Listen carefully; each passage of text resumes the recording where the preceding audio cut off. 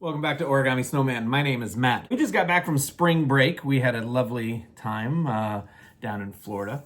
And I'm not a beach goer. I don't know if you can tell by my pallor, but the sunlight and I are not friends. We are not well acquainted. However, I do like the occasional getaway. And it's a good time to read. Just relax, put your feet up, and, get some reading done. I took 4 books for a 5-day trip. I knew full well I wasn't going to read all of them. Now, I am reading Elantris, but as I said, I didn't want to make a lot of headway. I was afraid I was going to blast right through it and I wouldn't have a chance to make any videos about it, and that would have been true. So I didn't even take that with me because I wanted to make sure that I could offer insights and my thoughts as I was reading. Now, the funny thing about that is I've been banking videos. So I'm like, right now it is the 8th of April and I have enough videos already scheduled for several weeks out. So, whenever you guys watch this video, that's Bill. He's really into board games. Knock it off. I didn't need to make that comment. I don't need to make this comment. Most of my comments don't need to be made. What books did I take with me to read on our vacation? I'm going to show them in order of height. How's that? I don't know why. Anne McCaffrey, Dragonflight. I've never read any of the Pern novels, and I want to. I would like to. So this is the first book in Anne McCaffrey's very, very famous Dragons of Pern, the Dragon Riders of Pern, I should say. So Dragonflight, I took that, didn't crack it open at all. I finally got around to getting a copy of Starship Troopers, Robert Heinlein. He has his devoted following. I am not among them. I've read a couple of his books, but I wanted to read Starship Troopers. Also, I don't know, there's something about that cover. The coloring, just the simplicity of it. It was interesting. So that one I did read. I did read this one. I took James by Percival Everett. Didn't crack it open. And I took a Brandon Sanderson, of course, can't leave home without Brandon Sanderson, Tress of the Emerald Sea. Did not get started on that one. I'm going to talk about Starship Troopers here in a minute, but I took 4 books, but I came back with 6. I did find a couple of books at a thrift store. I got a copy of Salem's Lot. I think I mentioned that I didn't have a copy and I wanted one, and so here I found a copy of Salem's Lot.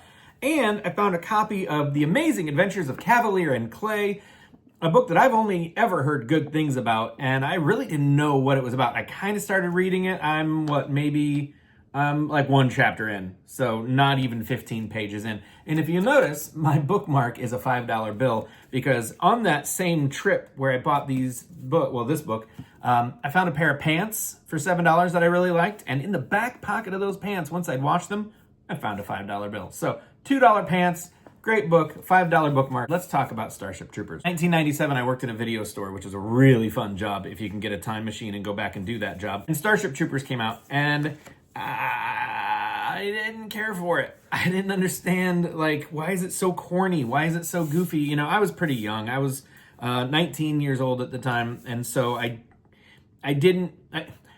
wanted my sci-fi to be sci-fi. I wanted my action to be action. I didn't want a social commentary. You know what I mean?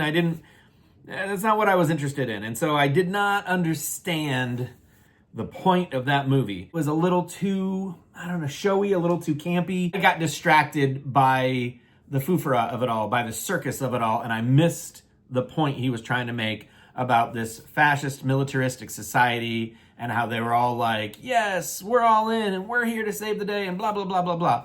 Now, in the book, it's very tongue-in-cheek. It's very underscored.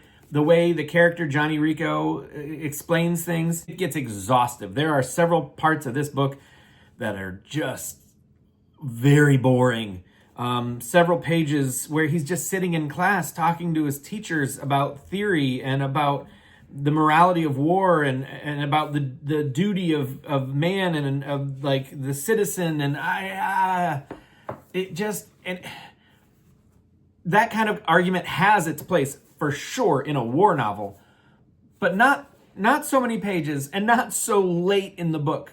By the time you get 2/3 of the way into the book, we need to have a plan. We need to have the story rolling forward and unfolding. And there was so much talk about military practice. And do you remember I talked about Patrick O'Brien's Master and Commander series? It's a great series when they're fighting, you know, when the ships are going at it. That's a lot of fun. But most of it is talking about, you know, the socio-political aspect of it, like the niceties of their culture. And it just, some of it gets very boring. They talk a lot about rank and who salutes whom. And there was a lot of that in here. This felt a lot like Master and Commander in space with aliens and big robot suits that were actually kind of cool. I will say that I don't know for a fact. This might be a statement I'm pulling right out of my rear end, but it does seem to me that this, at least from my understanding, is the earliest where we see, maybe not the earliest, but the earliest I'm aware of where we see like a mech suit. Not even a mech suit, that's not what I'm saying. Think Iron Man, you know, where you have this protective armor that is also in and of itself a weapon. Where they have the heads-up display and the universal comms where they can talk to everybody, and they're launching missiles and they're throwing grenades and they're pulling out guns, and there's, you know, and so you have these very Warhammer 40K, like the Space Marines and all that stuff. That's what I saw when I was reading this. I was just picturing Space Marines fighting a whole bunch of, you know, giant bugs. And you don't get that in the movie, by the way. In the movie, they're just infantrymen in regular military suits, which actually, they used those same uniforms in Firefly, the TV series, for a certain episode where they're robbing a train and there's a bunch of soldiers on the train. Those uniforms that the soldiers are wearing, same ones that they wore in the movie Starship Troopers. So, it was fine. Once I committed to it, it was a fairly quick read. It's only like 334 or 35 pages long. It's not a crazy long book. This will not become your identity. They make a lot of interesting points about patriotism and about blindly following and about, you know, the honor to serve. And I've heard people say that this is a very fascist type of book. Like, this could be the kind of book that they would assign you if they're like, go out and die for your country. You know what I mean? But that's not what's happening at all. Yes, those are the things he says, but he says it in such a way with this backdrop of constant perpetual loss that, like, no, that's not the message he's sending. He's saying beware of that. And I totally understand. It's kind of like Fight Club.